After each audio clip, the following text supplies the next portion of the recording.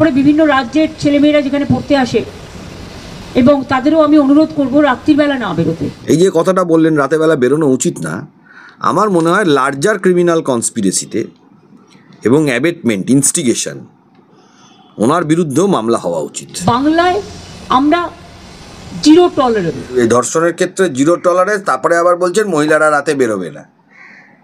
এটা zero tolerance, এটা অনুপ্রেরণা। এই ধরনের কথা বলার এখতিয়ার আছে নাকি মুখ্যমন্ত্রীর?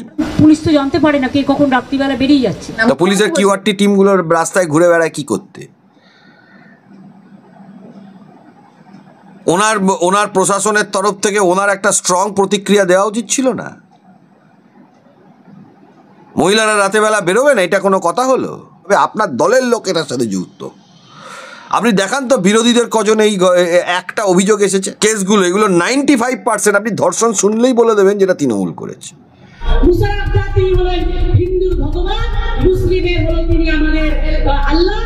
এনাকে সবার আগে ঘাত ধরে এনআইএ কে দিয়ে আগে গ্রেপ্তার করিয়ে দেওয়া উচিত। এগুলোর জন্যই আজকে পশ্চিম বাংলাতে মাঝে মধ্যেই রায়েট লেগে যাচ্ছে। এগুলোর জন্য এগুলোকে সবার আগে ঘাত ধরে জেলে ঢোকানো উচিত। টাইট হবে তৃণমূল, আজকে না হোক কালকে ক্ষমতা থেকে যাবে তো এগুলো টাইট হবে। এদেরকে কি দোষ দিতে হয় সেটা মানুষ জানে এবং মানুষ দেবেও। উনার অনুপ্রেরণায় আজকে পশ্চিমবাংলায় এই জিনিসটা হচ্ছে। এটা পুরোপুরি একটা উস্কানিমূলক কথাবার্তা তিনি বলছেন। মুখ্যমন্ত্রী দুর্গাপুর কাণ্ডে বলছে বাংলায় জিরো টলারেন্স, আমরা এখানে কোনো রকম টলারেট করি না, কোনো কিছু টলারেট করি না, বাংলায় একেবারে দুর্নীতির ক্ষেত্রে বা এইসবের ক্ষেত্রে জিরো টলারেন্স। কি বলবেন? দুর্নীতির ক্ষেত্রে জিরো টলারেন্স, তাহলে এই যে দুর্গাপুরের ঘটনাটা, এই জন্য বাংলায় একদম জিরো টলারেন্স। তার আগে উনি এই কথাটা কি করে বললেন? একবার বলছেন দুর্নীতির ক্ষেত্রে, ধর্ষণের ক্ষেত্রে জিরো টলারেন্স, তারপরে আবার বলছেন মহিলারা রাতে বেরোবে না। এটা জিরো টলারেন্স, এটা অনুপ্রেরণা।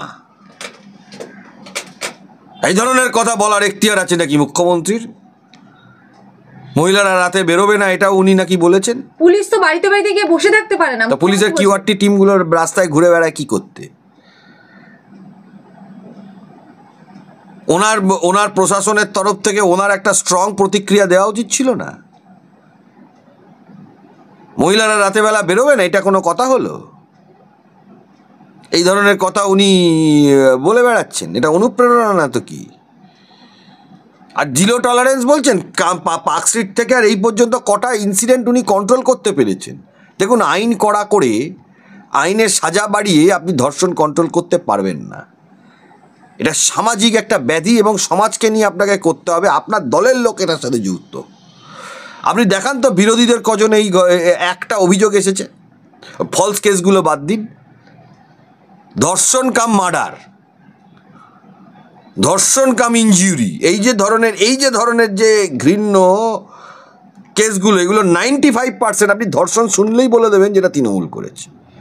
আর কোনটা ফেক সেটাও আপনি শুনলে, এর জন্য আইন আদালত দিয়ে লাগবে না, আপনি শুনলেই বলে দেবেন। দুর্গাপুরে আবারও একটা ধর্ষণ। খাবার কিনতে গেছিল মেয়েটি, ডাক্তারি পড়ুয়া, ডেকে নিয়ে গিয়ে গণধর্ষণ ঘটনায় যদিও গ্রেফতার হয়েছে 3 জন। মুখ্যমন্ত্রী আজকে বলছেন রাতের বেলা বেরোতে দেওয়া উচিত নয়, বিশেষ করে মেয়েদের। খাবার কিনতে বেরোবে না, ডাক্তারি পড়ুয়া।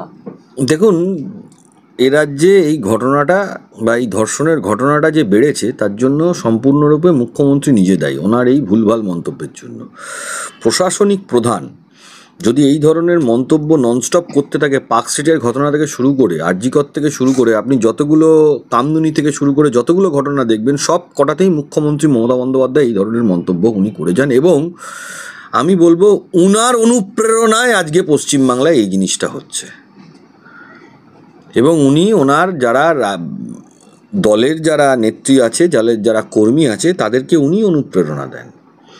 এবং এর জন্য লার্জার ক্রিমিনাল কনস্পিরেসিতে ওনার বিরুদ্ধে মামলা হওয়া উচিত। এবং সেটা দিনের পর দিন, বছরের পর বছর চলতে পারে না। পার্কস্ট্রিটের ঘটনা থেকে যদি আপনি শুরু করেন আর আজ পর্যন্ত যদি আপনি পরপর দেখেন, পশ্চিমবাংলায় মেয়েরা বাইরে বেরোতে পারে না। কখন কোন সময় কি হয়ে যাবে কেউ জানে না। এবং খোদ মুখ্যমন্ত্রী এই যে কথাটা বললেন রাতেবেলা বেরোনো উচিত না, আমার মনে হয় লার্জার ক্রিমিনাল কনস্পিরেসিতে এবং অ্যাবেটমেন্ট ইনস্টিগেশন ওনার বিরুদ্ধেও মামলা হওয়া উচিত। তিনি বলছে ঘটনাটিকে সমর্থন করছে না, কিন্তু হোস্টেলে থাকার তো একটা সিস্টেম আছে নাকি? দেখুন, সারাটা জীবন যবে থেকে পার্কস্ট্রিটের ঘটনা ঘটেছে কলকাতাতে 2012-13 সাল সময় থেকে তিনি এই ধরনের মন্তব্য করছেন, এবং এই ধরনের মন্তব্য করাটা একেবারেই ওনার সাংবিধানিক পোস্টে দাঁড়িয়ে এটা উচিত নয়। ওনার দৃঢ়তার সাথে, শুনুন, আইন কড়া করে পানিশমেন্ট বাড়িয়ে দিয়ে এই ধর্ষণ আপনি আটকাতে পারবেন না। এইটাকে আটকাতে গেলে আপনাকে সমাজকে সচেতন করতে হবে, শুধুমাত্র আইন বা প্রশাসন দিয়ে হবে না। এখানে যদি সমাজের মধ্যে উস্কানিমূলক কথাবার্তা ওনার তরফ থেকে রয়ে যায়, মুখ্যমন্ত্রীর তরফ থেকে রয়ে যায়, তাহলে এই ধরনের ঘটনা আটকানো কোনোভাবেই সম্ভব না।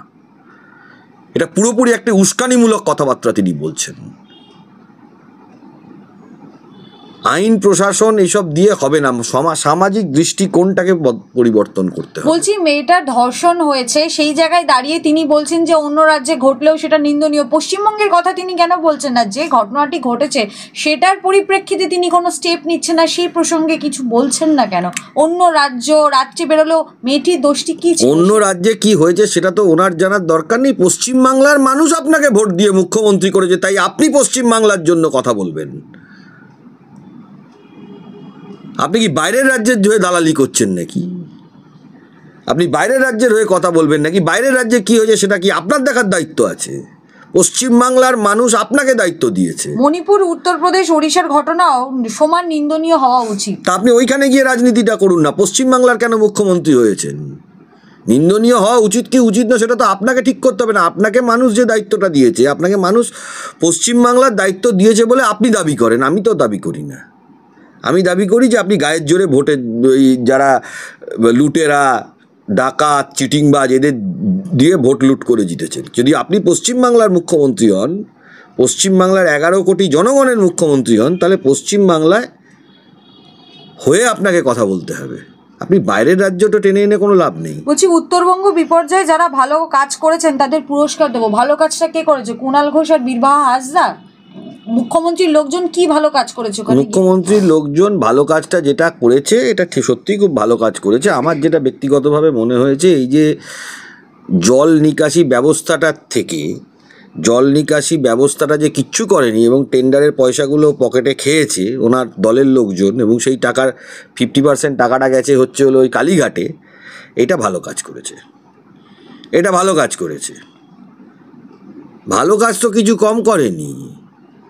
এই যে জল, আজকে আপনি দেখুন কলকাতাতে বৃষ্টি হলে জল দাঁড়িয়ে যায়, নিকাশি ব্যবস্থাটার দায়িত্ব কে? নিকাশি ব্যবস্থাটার দায়িত্ব কি আমেরিকার প্রেসিডেন্টের?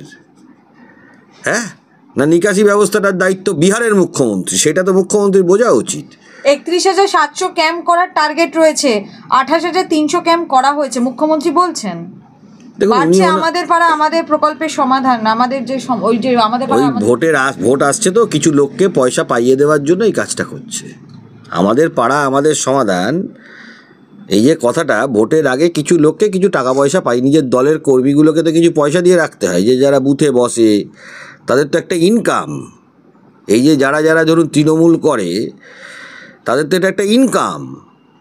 আমি যারা তৃণমূল কর্মী আছে বা তৃণমূলে যারা কাজ করে তাদের ইনকামটাকে বাড়ানোর প্রচেষ্টা করছেন আপনার আমার করের পয়সায়। বলছি, দুর্গাপুরের ঘটনাটার ক্ষেত্রেও কি তিনি যে রেট বেঁধে দেন দর্শনের ক্ষেত্রে, মুখ্যমন্ত্রী কি তাই করবেন? এই যে হাফ রেপ হলে, ফুল রেপ হলে, নাবালিক হলে, সাবালিক হলে তার যে একটা রেট রয়েছে, সেই রেট চার্ট তিনি কি বেঁধে দেন? দেখুন, মুখ্যমন্ত্রী তিনি যে সবই পারেন, তিনি কিছু পারেন না তা নয়। তিনি তার রাজ্যে তিনি এটা মেনে নিতে পারেন না যে তার বিরুদ্ধে কেউ কোনো কথা বলবে। মুখ্যমন্ত্রীকে একটি মেয়ে প্রশ্ন করার জন্য তাকে মাওবাদী তকমা এঁটে দিয়েছিলেন। একমাত্র মুখ্যমন্ত্রী পশ্চিমবাংলাতে যার বিরুদ্ধে কেউ যদি কোনো কথা বলে, তাকে গণতান্ত্রিক প্রক্রিয়াতে কথা বলে, তাকে কিছু একটা তাকে করতে হবে। একমাত্র কিছু মানুষ যারা লড়াই করতে পারে তাদেরকে পারেন না, তাই জন্য তাদের নিয়ে খুব একটা বেশি মন্তব্য করেন না। হিন্দুর ভগবান মোশাররফ হোসেন, মুসলিমের হলো তিনি আল্লাহ। 2026-এ ইটাঘরে ভয়ঙ্কর রকম খেলা হবে, এরকমই বক্তব্য রাখছেন একেবারে চৈতালি ঘোষ সাহা, টিএমসি মহিলা ডিস্ট্রিক্ট প্রেসিডেন্ট, উত্তর দিনাজপুর। এনাকে সবার আগে ঘাত ধরে এনআইএকে দিয়ে আগে গ্রেপ্তার করিয়ে দেওয়া উচিত। কেন? এগুলোর জন্যই আজকে পশ্চিমবাংলাতে মাঝে মধ্যেই রায়েট লেগে যাচ্ছে। লক্ষ লক্ষ মানুষ, হাজার হাজার মানুষের সমস্যা হয়ে যাচ্ছে এই ধরনের লোকগুলোর জন্য। এগুলোকে সবার আগে ঘাত ধরে সবার আগে ঘাত ধরে জেলে ঢোকানো উচিত। এগুলো ভারতীয় এলিমেন্টই নয়। এই ধরনের কথা যারা বলছে, ঘাত ধরে আগে জেলে ঢোকানো উচিত। আমি জানি না মানে ন্যাশনাল ইনভেস্টিগেটিং এজেন্সি বা কেন্দ্রীয় এজেন্সিগুলো কী করছে। পশ্চিমবঙ্গ পুলিশ এগুলো করবে না, উস্কানি দেবে। আজকে যদি বিরোধীরা কিছু এই কথা বলতে, এতক্ষণে তিনি গ্রেপ্তার হয়ে যেতেন। আজকে অনুব্রত মণ্ডল গ্রেপ্তার হয়েছে, হবে অনুব্রত মণ্ডলের ওপর অ্যাকশন হবে। তৃণমূল চৌধুরী গ্রেফতার হয়েছে, 1 মিনিটের মধ্যে, কয়েক ঘন্টার মধ্যে কলকাতাকে টাইট দিয়ে দেবে, ঠান্ডা করে দেবে। হবে না তো।